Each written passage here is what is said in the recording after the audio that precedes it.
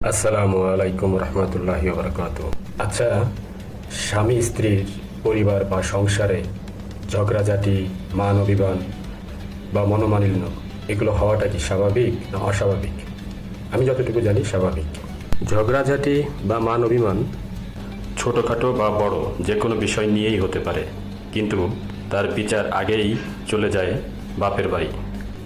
স্ত্রী শুধু বিচার দিয়েই ক্ষান্ত হয় না, ঝগড়ার চলাকালীন বা ঝগড়া নিষ্পত্তি না করেই এর মাঝেই তার ব্যাগ অ্যান্ড ব্যাগেজ মানে লাগেজ গোছানো হয়ে গেছে, অর্থাৎ বাপের বাড়ি চলে যাওয়ার উদ্দেশ্যে। বাপের বাড়ির লোকজন কোনো প্রকার জাস্টিফাই করা ছাড়াই মেয়ের কথা সব বিশ্বাস করতে পারে। একজন শিক্ষিত বউ বাপের বাড়ি যে দিনের পর দিন, মাসের পর মাস, এভাবে মাসকে মাস কেটে যায় স্বামী ছাড়া।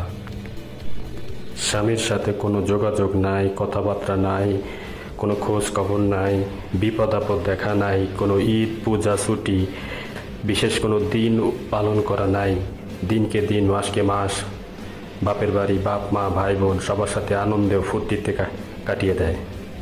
কোনো সংসারী মেয়ে বা কোনো বউ বাপের বাড়ি যে বছরে 12 মাসের মধ্যে 3-4 মাস 5 মাস বাপের বাড়ি যে থাকতে পারে, তাও আবার স্বামীর সাথে কোনো প্রকার যোগাযোগ স্থাপন ছাড়া।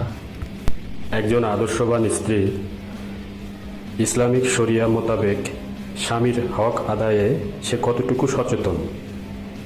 ভিডিওর বক্তব্য বা কথা একজন মানুষের আত্মজীবনী থেকে সংগৃহীত হয়েছে, তবে ব্যক্তিগতভাবে আমার মন্তব্য এরকম বউ থাকার থেকে না থাকাই ভালো।